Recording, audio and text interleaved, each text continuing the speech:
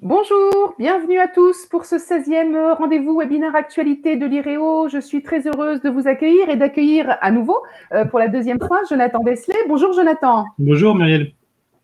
Alors, Jonathan qui a accepté d'intervenir une seconde fois sur un thème tout à fait d'actualité, lui aussi, en raison du contexte sanitaire, le contrat de travail dans tous ses états, revue des changements qui peuvent l'affecter.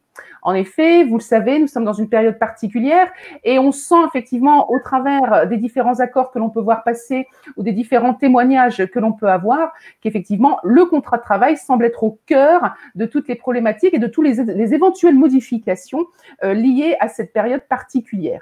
Alors, Jonathan se propose de faire un point de synthèse sur tout cela, à savoir quelles peuvent être les causes de cette modification et quelles seraient les conséquences, quelles peuvent être les conséquences des choix du salarié par rapport effectivement à l'acceptation ou au refus de ces modifications.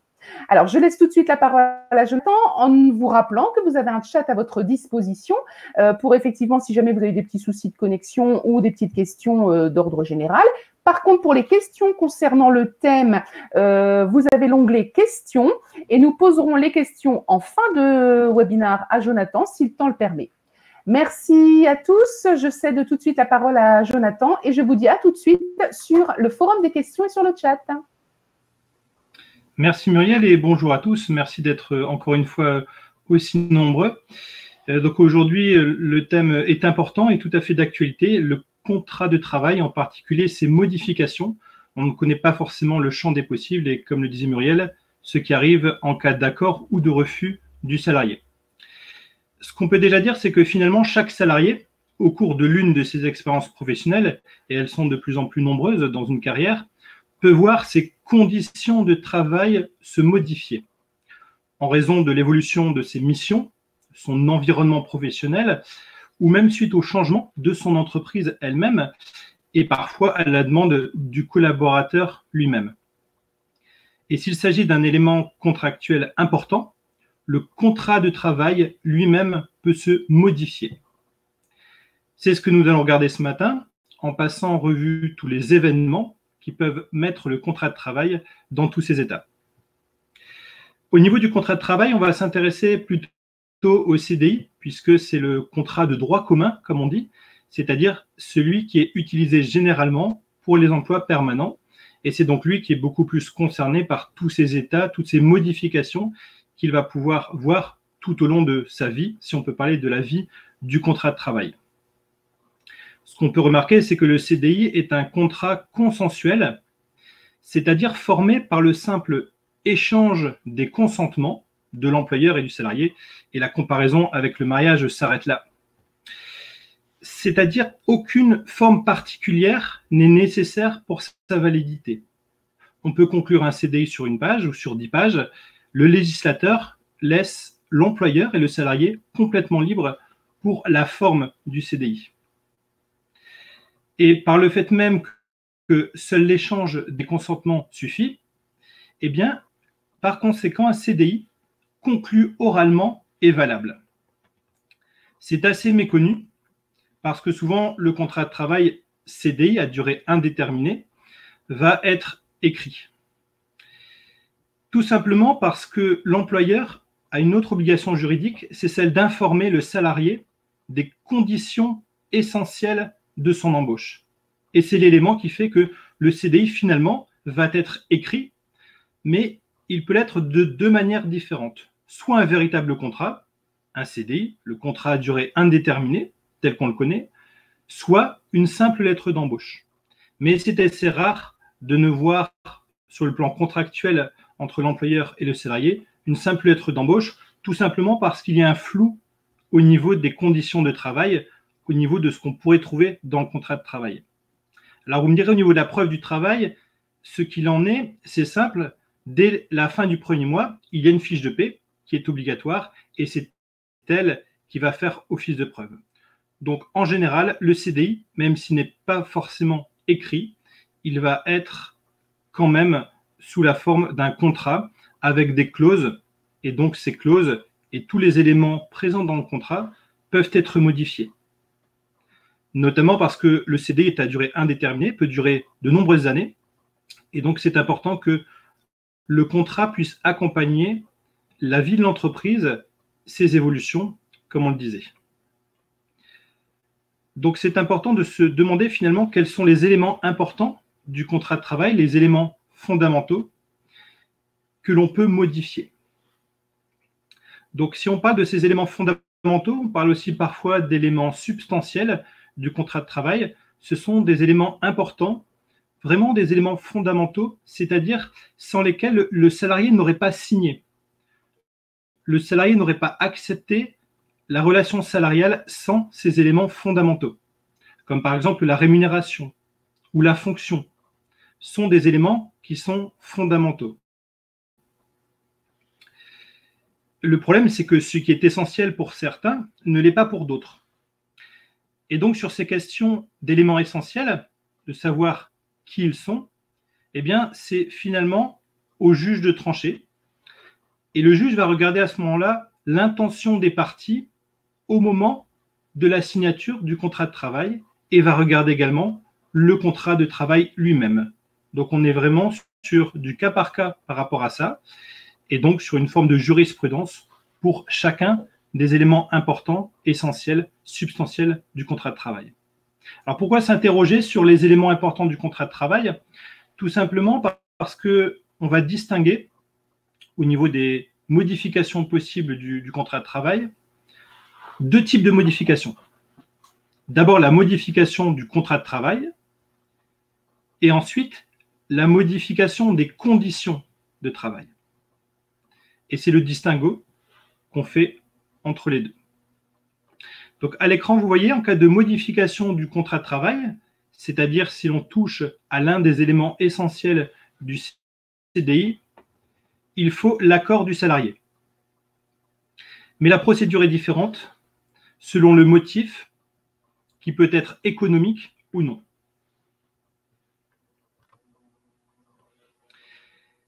Si jamais le motif n'est pas économique, eh bien, dans ces cas-là, il faut l'accord du salarié. Cet accord doit être express et non équivoque. Autrement dit, le silence du salarié en poste ne suffit pas, ou même la simple poursuite du travail, c'est-à-dire si le salarié retourne travailler, ça ne suffit pas non plus. Donc il faut un accord écrit, express et non équivoque qui peut prouver le consentement du salarié. Donc en général, c'est l'employeur qui va demander au salarié de modifier un élément du contrat de travail et donc le salarié doit donner son accord. Ça, c'est si jamais le motif est non économique. Si jamais le motif est économique, dans ces cas-là, il y a une procédure qui fait que le salarié va être informé par lettre recommandée avec avis de réception et il a 1 mois pour refuser. 1 mois, c'est en fait le délai où le salarié va pouvoir réfléchir sur cette modification de l'un des éléments importants, essentiels du contrat de travail. Au-delà de ce temps de réflexion de 1 mois, le silence du salarié vaudra acceptation. Donc, si le motif n'est pas économique, le silence du salarié ne suffit pas. Mais si le motif est économique, le silence du salarié vaut acceptation. Que se passe-t-il si, lorsqu'il s'agit d'un motif économique, le salarié refuse? Dans ces cas-là, il n'y a pas de faute. Pourquoi il n'y a pas de faute? Tout simplement parce que, comme je vous le disais, le salarié s'est engagé dans une relation contractuelle, une relation salariale à durée indéterminée avec son employeur, avec des conditions qui ont été précises et fixées à l'époque. Comme je vous le disais, plutôt avec un contrat, même si une promesse d'embauche suffit. Et d'un coup, pour un motif économique, on demande au salarié de modifier un élément important. Eh bien, dans ces cas-là, le salarié ne commet pas une faute puisqu'il s'agit d'un motif économique, donc il n'est pas responsable du motif économique, l'employeur aussi d'une certaine manière, et donc le refus du salarié de s'adapter finalement par rapport aux exigences du motif économique, c'est-à-dire que le salarié refuse concrètement un ou plusieurs éléments substantiels du contrat de travail, eh bien, ce n'est pas considéré comme une faute. Puisqu'il ne s'agit pas d'une faute, le salarié, bien entendu, ne peut pas être licencié pour faute dans ce cadre-là. Donc là, on est vraiment dans la modification du contrat de travail, c'est-à-dire des éléments essentiels qui font partie du contrat de travail et qui ont justifié, à un moment donné, la conclusion, la signature d'un contrat de travail entre le salarié et l'employeur. Donc, si on touche à l'un de ces éléments, d'une certaine manière, tout peut être remis en cause. La relation contractuelle peut être remise en cause. Et c'est pour cette raison que l'accord du salarié est nécessaire et qu'il est obligatoire. L'implication sur la vie personnelle du salarié est immense dans ces cas-là. Imaginez par exemple un salaire qui serait en diminution, un lieu de travail qui pourrait être déplacé à quelques centaines de kilomètres de là et qui pourrait nécessiter un déménagement de toute la famille du salarié. Cela a un impact, bien évidemment. Et donc le délai de réflexion pour un motif économique, ce délai de 1 mois que je viens d'évoquer, est essentiel parce qu'il permet finalement au salarié de se reposer la question.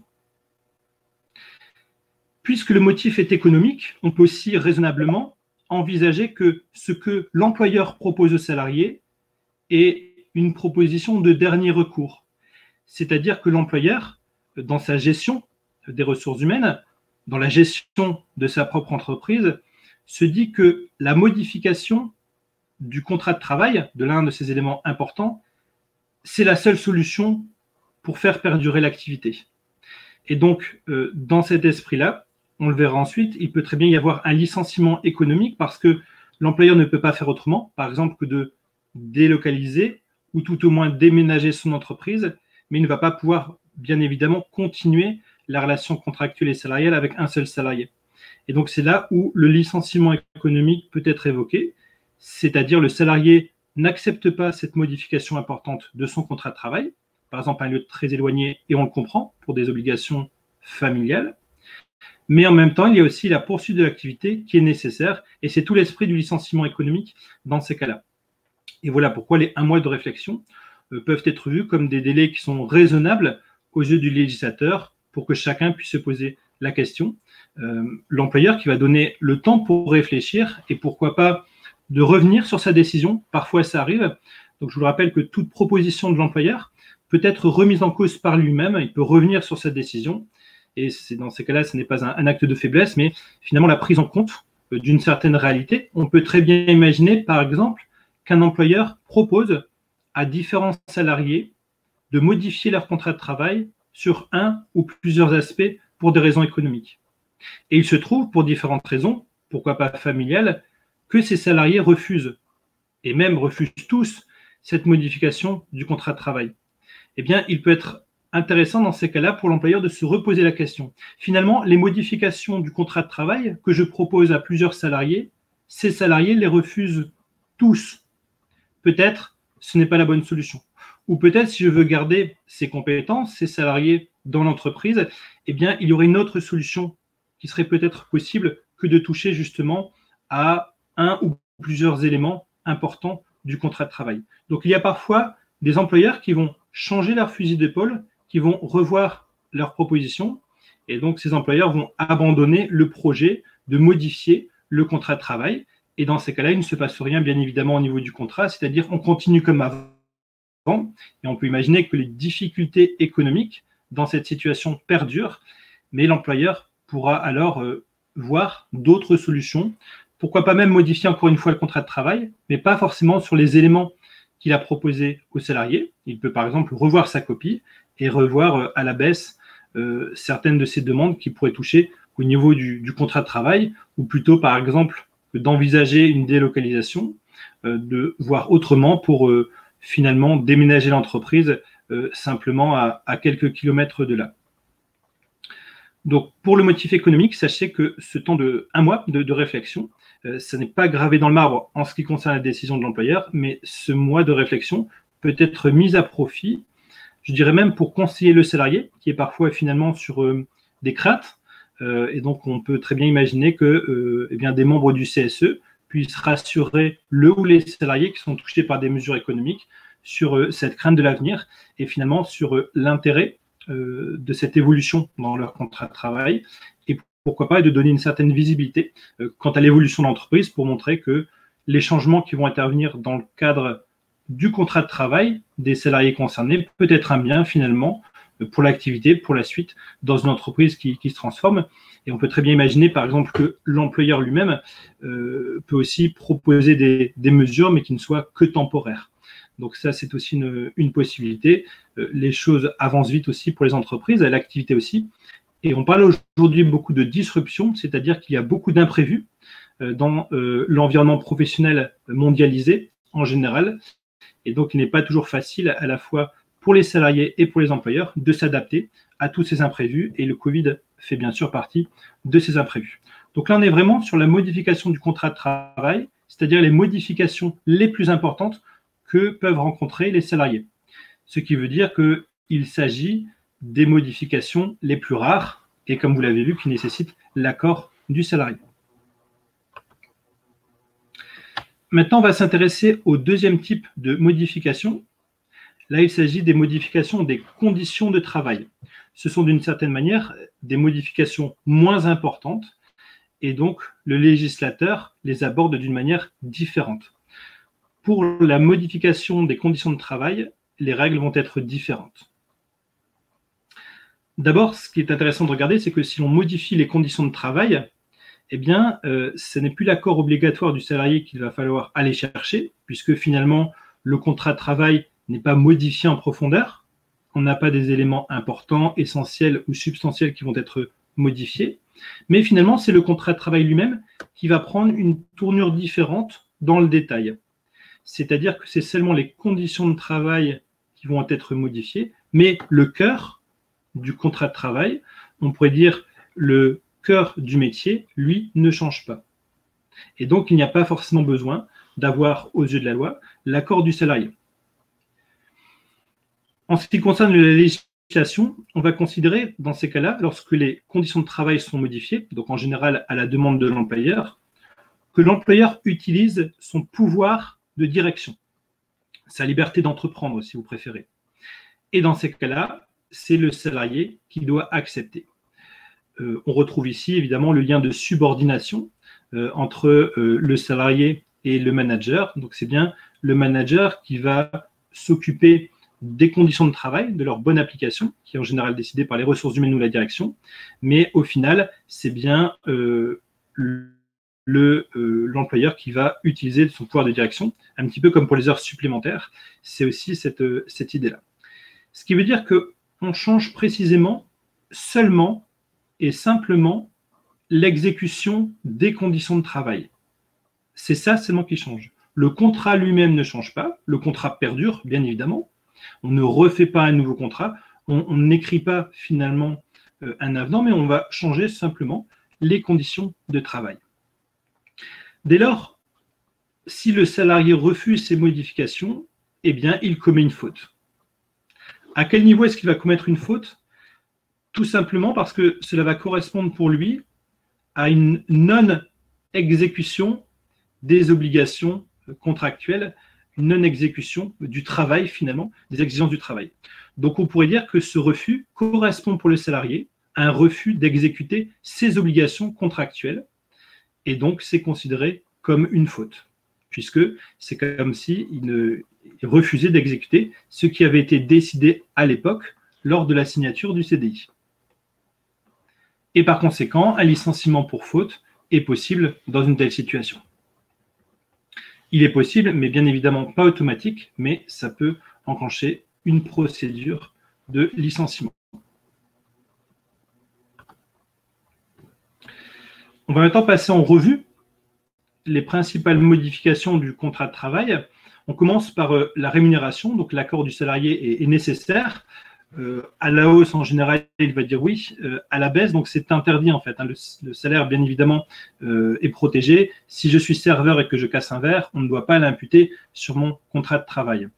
Vous avez maintenant quand même certaines situations, donc notamment des accords de performance collective qui peuvent évidemment toucher au salaire des salariés, mais vous voyez, on parle d'accord, et donc c'est bien un accord qui est signé, et donc il va y avoir une négociation par rapport à ça, et là c'est vraiment dans le cadre de difficultés économiques là aussi. Mais sinon, au niveau de la rémunération, si jamais on touche la rémunération, il faut forcément l'accord du salarié. Alors, deux exceptions, évidemment. Si jamais il y a une erreur sur le bulletin de paie, le bulletin de paie, c'est un document original, on ne peut pas le modifier sur un même mois, sinon on s'arracherait les cheveux pour calculer sa retraite et ceux qui s'en occupent aussi.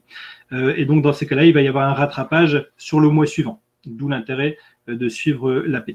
Et l'autre aspect, évidemment, c'est en cas de condamnation, eh bien, la saisie sur salaire va être tout à fait autorisée. Le cas le plus fréquent, c'est lorsque la pension de famille pour les couples divorcés n'est pas payée, donc en général par l'homme, le mari, vis-à-vis aussi de ses enfants. Dans ces cas-là, la saisie est tout à fait possible et l'employeur est au courant donc de cette saisie. Il n'y a pas de confidentialité par rapport à ça. J'ai pu voir déjà une fois un collègue convoqué en période d'essai, imaginez justement parce qu'il avait une saisie sur salaire par rapport à une pension non versée, indifférent avec son épouse. Mais ce sont les deux cas où on peut toucher au salaire. Dans le reste des cas, il faut l'accord du salarié. Alors, quel serait l'accord dans ces cas-là? C'est tout simplement, en général, le passage à un temps de travail moindre, par exemple un 4/5e, un 80%, une diminution du temps d'activité. Et là, dans ces cas-là, le salaire va être diminué d'autant, va être proratisé. Et donc, il faut aussi l'accord du salarié, à la fois parce que c'est une baisse de rémunération et parce qu'il y a une baisse de l'activité. L'aménagement des fonctions. Donc là, c'est beaucoup plus probable en fait en termes de modification des conditions de travail. Donc si jamais ça correspond à la qualification du salarié, le refus est impossible. Donc on reste sur le pouvoir de direction. On demande finalement au salarié d'exécuter des missions un petit peu différentes de ce qu'il avait fait au point de départ. Ça peut correspondre à l'évolution de l'activité, à ce que l'employeur pense être bon pour l'ensemble de l'entreprise. Donc le salarié ne va pas refuser à partir du moment où évidemment ça correspond à sa qualification, à la hausse comme à la baisse. On ne peut pas exiger d'un salarié qu'il fasse du management s'il n'en a pas envie et on ne va pas effectivement le rétrograder, c'est-à-dire le faire travailler sur une qualification différente. Au niveau des fonctions, comme je viens de le dire, eh bien, lors d'un changement de qualification, l'accord va être nécessaire. L'accord du salarié est nécessaire à la hausse comme à la baisse, bien entendu. Dans le cas d'une rétrogradation disciplinaire, là c'est particulier parce que d'une certaine manière, le droit disciplinaire va faire que le salarié a commis une faute et il a été condamné par l'entreprise finalement à occuper un poste de plus bas niveau, avec une qualification plus basse. Dans ces cas-là, cette rétrogradation disciplinaire, le salarié ne peut pas la refuser, tout simplement parce qu'il s'agit d'une sanction, au même titre, par exemple, qu'une mise à pied ou qu'un blâme. Le salarié ne peut qu'exécuter, même s'il peut éventuellement contester derrière. Autrement dit, c'est un peu une deuxième chance que va donner l'entreprise, l'employeur à son salarié, plutôt que d'aller chercher le licenciement. Donc si l'employé en question, ça peut être aussi un manager, si le salarié refuse cette rétrogradation disciplinaire, là c'est comme s'il refusait la deuxième chance et donc on ira sur un licenciement possible. Donc c'est aussi là du cas par cas, il n'y a pas d'obligation d'une rétrogradation, mais c'est à chaque fois les ressources humaines et la direction qui vont décider des sanctions possibles. Donc c'est le seul cas où le salarié doit forcément accepter cette modification des fonctions à la baisse. L'aménagement des horaires de travail, là aussi le refus va être impossible dans la mesure où il va falloir bien évidemment s'adapter par rapport à l'activité. Alors sauf si jamais les horaires ont été bien définis au niveau du contrat de travail. On peut penser par exemple à ceux qui sont multi-employeurs et qui ont accepté un contrat parce qu'il n'y avait pas de chevauchement entre les employeurs. Mais sinon, effectivement, on doit accepter cette modification. Les salariés ne savent pas forcément que là, ils n'ont pas beaucoup de marge de manœuvre au niveau de ces horaires. Sauf évidemment s'il y a une discrimination et s'il y a une atteinte par rapport à la vie privée qui est excessive. Donc, si le temps de travail dans le contrat de travail est déjà stipulé, l'accord est nécessaire, comme je viens de le dire. La baisse du temps de travail, l'accord est nécessaire, puisque ça toucherait aussi à la rémunération, bien entendu, et également les horaires de jour, donc le fait de passer des horaires de jour à l'horaire de nuit, l'accord est nécessaire. On sait aujourd'hui toutes les implications négatives sur la santé, et bien évidemment aussi sur la vie familiale. Quant au changement du lieu de travail, là aussi, c'est souvent méconnu cet aspect-là, mais finalement, à cause de la jurisprudence, eh bien, le lieu de travail n'est maintenant finalement qu'une simple information, sauf si évidemment l'employeur va stipuler dans le CDI qu'il s'agit d'un lieu de travail exclusif, que le salarié ne va travailler que sur un seul endroit, ce qu'il fait de moins en moins justement pour permettre aux salariés finalement d'avoir une certaine mobilité, une certaine flexibilité par rapport à ça. Sans clause de mobilité, on peut faire bouger un salarié sur un même secteur géographique. C'est tout à fait possible. On va bien sûr l'informer, lui donner un délai de prévenance pour pouvoir s'organiser. Mais le refus, là aussi, du salarié est impossible. Sinon, il y aura faute, comme on le disait. Ailleurs, si jamais on sort du secteur géographique, là, évidemment, l'accord du salarié est nécessaire. On peut penser, par exemple, à un déménagement à l'autre bout du pays. L'accord, bien entendu, est nécessaire avec toutes les implications familiales qu'il peut y avoir. Si c'est ponctuel, là, dans ces cas-là, il y aura un simple délai de prévenance qui va être proposé par l'employeur. Alors, le secteur géographique, c'est quoi? C'est finalement une sorte de bassin, un bassin d'emploi, et c'est là où il y a beaucoup de jurisprudence et beaucoup d'interprétations, beaucoup de cas par cas. J'ai fait partie d'une entreprise où finalement, on a considéré que le bassin d'emploi, donc pour un déménagement de l'entreprise, entre Lille et Dunkerque, c'était la même chose. Et il y a eu un conflit entre les salariés et la direction par rapport à ça, et il y a une jurisprudence finalement créée par la propre entreprise dans laquelle je travaillais, et on a considéré que Lille et Dunkerque étaient un seul bassin. Ce qui n'est pas le cas quand on pense à Lille et à Dunkerque, mais finalement, sur le plan des kilomètres, sur le plan factuel, on est quand même sur environ 1 heure de route, sans embouteillage, et donc on a estimé que pour les besoins de l'entreprise, c'était le même bassin et que c'était tout à fait possible. La particularité que j'ai pu voir par rapport à ce que je vous disais, au niveau de l'entreprise où j'ai travaillé par rapport à ça, c'est que les cadres et les non-cadres sont traités différemment. Finalement, même sans clause de mobilité, le législateur considère généralement que le fait d'être cadre implique qu'on soit mobile. C'est-à-dire qu'on doit accompagner le développement de l'entreprise, même si l'entreprise déménage.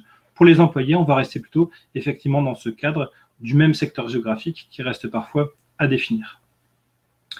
Si jamais la clause de mobilité est respectée, c'est déjà défini dans le contrat de travail, ça arrive souvent. Dans ces cas-là, évidemment, le refus est impossible. Donc, il faut faire attention lorsqu'on signe un contrat de travail, de part et d'autre, que la clause de mobilité, si elle est exercée, elle soit correcte, bien définie, c'est-à-dire elle ne soit pas abusive. Mais il faut se poser aussi la question, lorsqu'on signe un contrat de travail avec une clause de mobilité, est-ce que vraiment je suis prêt à être mobile? Ça peut arriver un jour. Quant au travail à domicile, on en parle beaucoup par rapport au Covid, et bien finalement, l'accord est nécessaire, bien évidemment. Ça peut changer par rapport, bien évidemment, au contexte actuel, mais pour l'instant, il y a encore l'accord qui est nécessaire, à la fois pour le télétravail et pour son cousin, qui est le home office. Donc là, c'est le fait de travailler tout le temps à domicile. Donc il y a bien une différence entre le home office, c'est-à-dire je travaille 100% à la maison, et le travail finalement de télétravail, c'est-à-dire en général plusieurs jours seulement par semaine. Donc vous avez ici le schéma qu'on vient d'évoquer pour ceux qui sont plus visuels. Donc vous avez bien le motif économique et personnel avec la situation. Donc on a bien vu donc, à droite au niveau du motif personnel que le silence finalement du salarié peut conduire soit à un licenciement personnel, soit à l'abandon du projet, si jamais on est sur un silence, et si jamais on a l'accord du salarié, donc pour un motif personnel, c'est-à-dire non économique, comme on l'a dit, et bien dans ces cas-là, le contrat de travail est modifié et poursuit sa vie, si on peut dire. Au niveau du motif économique, ce qui est important, c'est ces fameux 1 mois pour pouvoir refuser. Donc le salarié est en poste, il a 1 mois pour réfléchir, il reste silencieux, le contrat se modifie pour des raisons économiques. Il refuse, dans ces cas-là, il y a des risques de licenciement économique, mais comme on le disait, en aucun cas, ça ne peut être un licenciement personnel, puisqu'il n'y a pas faute de sa part. Alors, il y a parfois l'employeur qui va voir sa propre physionomie se modifier. En fait, c'est ses propres statuts juridiques, donc ça peut arriver. Alors, qu'est-ce qui se passe dans ces cas-là? Le bon sens fait tout simplement qu'on continue comme avant au niveau des ressources humaines. Et c'est tant mieux parce que si jamais l'employeur finalement change de statut, on ne va pas s'arrêter de travailler, discuter, reprendre l'activité ensuite. Donc, au niveau du travail, finalement, les contrats de travail vont se maintenir entre le nouvel employeur et les salariés si la situation juridique de l'employeur change. Donc, je vais donner quelques exemples qui sont les principaux exemples. Donc, la succession, la vente, la fusion, la transformation du fonds et la mise en société. Le cas, par exemple, de la vente ou de la fusion est assez anxiogène pour les salariés, mais on reste quand même sur un maintien des contrats de travail dans l'ensemble, et donc l'activité se poursuit comme si de rien n'était. Après, évidemment, il y a une communication interne, un rôle des syndicats, du CSE qui va être prépondérant dans ces cas-là, à la fois pour rassurer les salariés et effectuer la transition, ou avoir des garanties au niveau de l'emploi ou de l'employabilité des salariés, mais les contrats de travail se poursuivent dans ces cas-là. Moi, personnellement, j'ai pu assister dans l'une de mes dernières entreprises au nom de mon employeur qui changeait sur ma fiche de paie sans avoir aucune communication par rapport à ça. Et c'était simplement une transformation juridique avec un système de holding, mais qui n'avait aucun impact sur mon activité. Et donc, nous n'avons aucune communication par rapport à ça. Donc, ce maintien des contrats de travail, bien entendu, favorise la poursuite de l'activité. Je vous remercie pour votre écoute. Et maintenant, place aux questions comme d'habitude.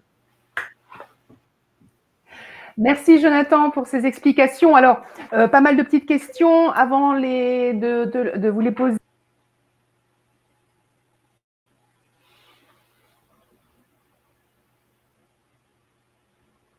Dans une convention collective et qu'il faut être aussi vigilant finalement à la lecture de son contrat de travail, mais aussi du statut collectif qui peut comporter aussi cette clause. Oui. Hein. Alors, une question d'Éric notamment qui nous dit, alors j'ai bien compris que le refus de la modification pour motif économique est non fautif, d'accord, c'est bien un refus non fautif. Par contre, quid du refus de la modification pour motif non économique? C'est-à-dire que quand je refuse une modification non économique, ce refus sera toujours considéré comme fautif. Alors, c'est là où on disait qu'il y avait du cas par cas, c'est-à-dire que il faut savoir vraiment si l'élément qui est modifié, il est important ou non. Et c'est ça qui bouge, c'est-à-dire que on va par exemple considérer que le motif non économique, par exemple du déménagement d'une entreprise, on peut très bien imaginer par exemple une entreprise qui se développe beaucoup et qui déménage, elle va changer de lieu. C'est un élément substantiel du contrat de travail comme on l'a vu, c'est-à-dire qu'on s'est engagé évidemment pour un lieu de travail bien défini, hein, c'est tout à fait important la mobilité, et pourtant c'est finalement une simple information au niveau du contrat de travail, et il y a beaucoup de cas par cas par rapport à ça. Donc si c'est un élément qui est important au niveau du contrat de travail, eh bien là ce sera du cas par cas, comme on l'a vu. Maintenant, ces éléments importants, qu'on juge aujourd'hui importants au niveau du contrat de travail, la liste peut être plus importante que prévu. C'est-à-dire, dans certains secteurs, on va considérer que, par exemple, les déplacements vont être très importants par rapport au contrat de travail qui a été conclu. Et dans d'autres secteurs, on va considérer qu'ils sont plus épisodiques ou moins importants. Donc là, par rapport à ça, on est vraiment sur du cas par cas et plutôt une négociation individuelle qui va pouvoir se faire, mais il y a pas forcément du coup de faute dans ces cas-là. Donc c'est faire la différence entre ce qui relève des conditions de travail ou ce qui relève d'un élément important du contrat de travail. Et parfois, on n'a pas la réponse parce que justement, on ne sait pas si c'était l'esprit du contrat de travail qui était noué à l'époque, qui impliquait que c'était quelque chose d'important ou pas. Donc là, c'est vraiment, comme je le disais, du cas par cas. Donc la négociation va être très importante entre le salarié et puis l'employeur, ou éventuellement ses intermédiaires. D'accord. Le délai aussi qui était donné, comme je disais, par exemple, un mois de réflexion, par exemple, quand c'était économique, on peut aussi, bien sûr, penser à des délais de réflexion, même pour d'autres motifs personnels. C'est pas du jour au lendemain que sur un motif personnel, on va demander des modifications. Bien sûr.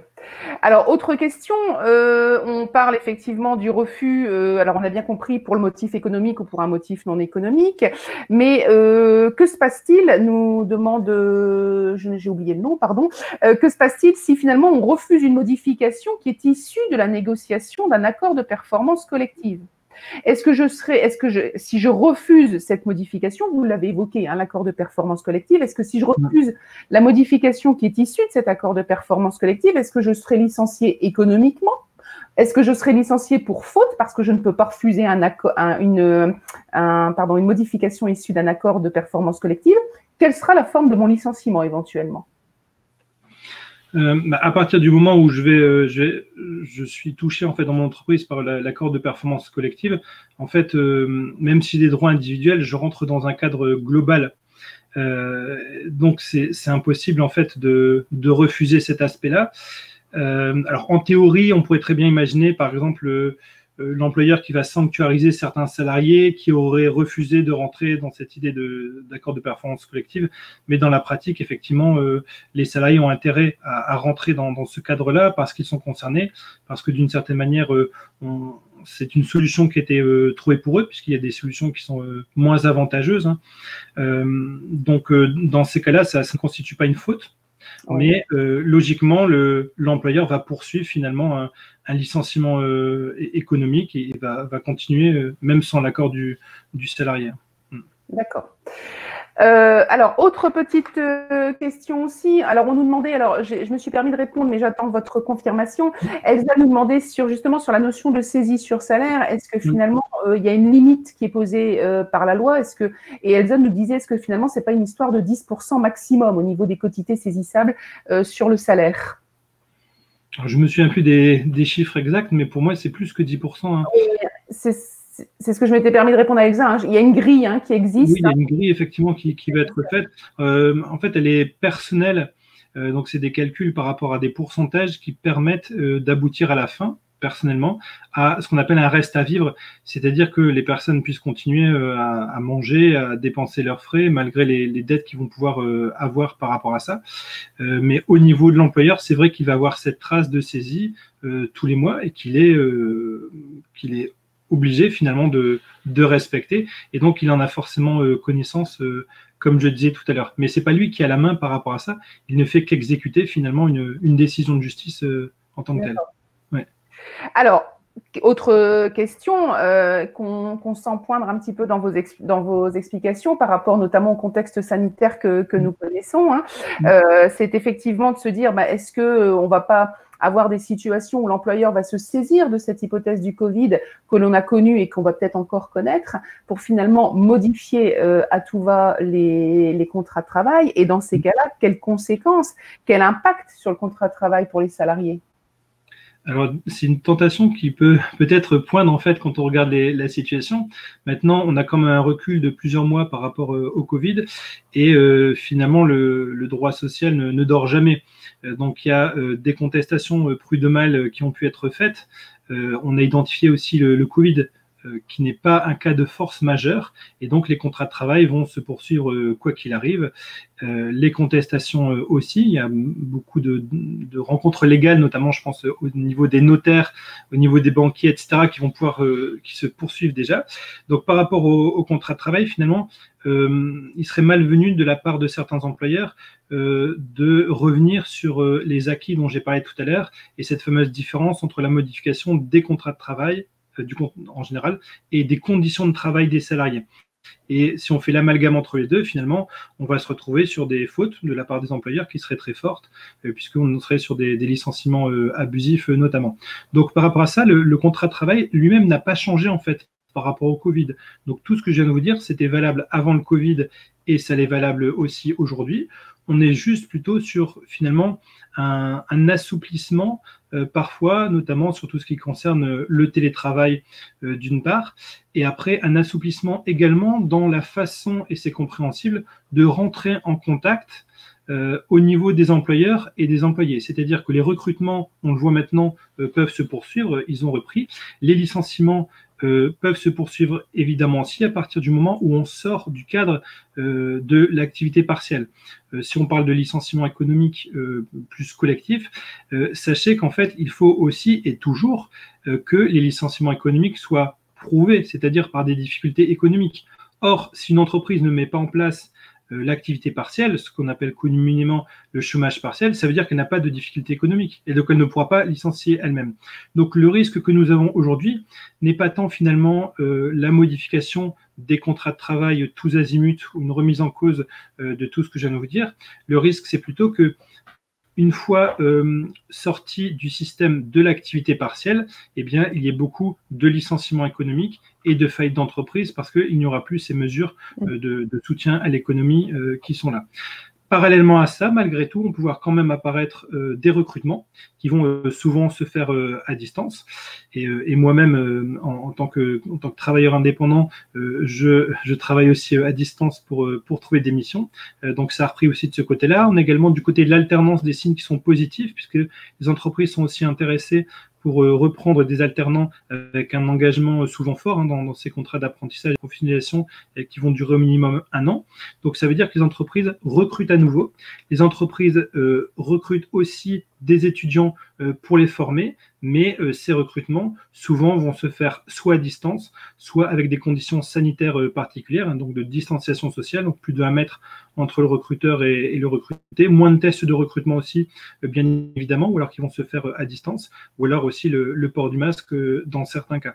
Mais le contrat de travail lui-même, a priori, ne va pas voir ces clauses se modifier, sauf éventuellement au niveau du télétravail, où pour l'instant, il y a un accord qui est nécessaire de la part du salarié, puisqu'il s'agit finalement du lieu qui se déplace. On passe provisoirement plusieurs jours par semaine, souvent, donc du lieu de travail au domicile. Et donc ça nécessite logiquement un accord du salarié. Mais on peut très bien imaginer que demain rentre finalement en conflit le besoin finalement de poursuivre l'activité à domicile des salariés, assorti pourquoi pas s'il y a à nouveau du confinement et si le Covid reprend beaucoup plus, avec une exigence qui est très forte dans le droit français, qui est la santé et la sécurité au travail. Et cette santé et cette sécurité au travail, si elle implique le travail à domicile des salariés, on peut très bien imaginer du télétravail forcé, voire du home office forcé, plutôt temporairement bien sûr.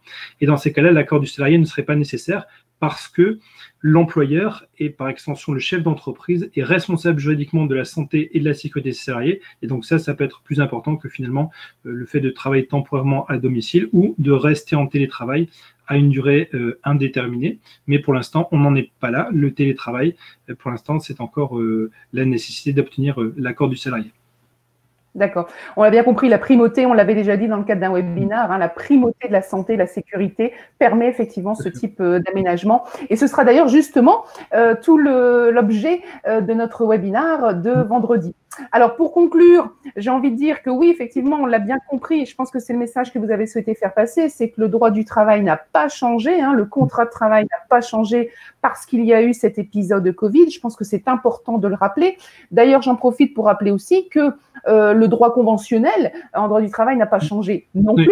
On a eu quand même une décision que j'ai relayée sur les réseaux sociaux et également sur notre site internet, une décision de cette fin juin sur l'industriel Michelin qui justement avait négocié des augmentations de salaire le 7 février, c'est-à-dire avant la période Covid, et qui, en pleine période Covid, a demandé à ses salariés finalement de décaler ces augmentations salariales d'un. La justice a été saisie et le tribunal judiciaire est venu dire qu'il s'agissait d'un trouble manifestement illicite qu'il convenait de faire cesser parce qu'effectivement, l'entreprise ne peut pas arguer de cette crise sanitaire pour revenir finalement sur le droit conventionnel qui avait donc ces augmentations de salaire. Et Michelin a donc été condamné à verser sous astreinte ces augmentations. Donc, nous sommes rassurés, le droit du travail ne change pas, la crise sanitaire ne fait finalement que venir un petit peu bousculer tout cela, mais sans en changer les fondamentaux. Et vous avez beaucoup évoqué le télétravail. Nous en parlerons justement vendredi, puisqu'il a été au cœur notamment de tous les dispositifs de protection de la santé et de la sécurité des salariés. Néanmoins, que peut-on en tirer? Quels sont les enseignements que l'on peut tirer de cette période Covid et de la mise en œuvre du télétravail? Et finalement, que peut-on en faire pour plus tard dans une période qui sera revenue à l'ordinaire? Est-ce que finalement les enjeux, les questionnements ont changé? Est-ce que nous avons changé de paradigme avec cette crise du Covid? C'est ce que nous verrons vendredi. Je vous remercie tous de votre participation. Merci Jonathan pour cette brillante explication en quelques minutes. Je vous invite à répondre à notre sondage avant de nous quitter. Je vous souhaite une très bonne journée et je vous dis rendez-vous vendredi à 10h pour notre dernier webinaire du semestre. Bonne journée. Bonne journée, merci.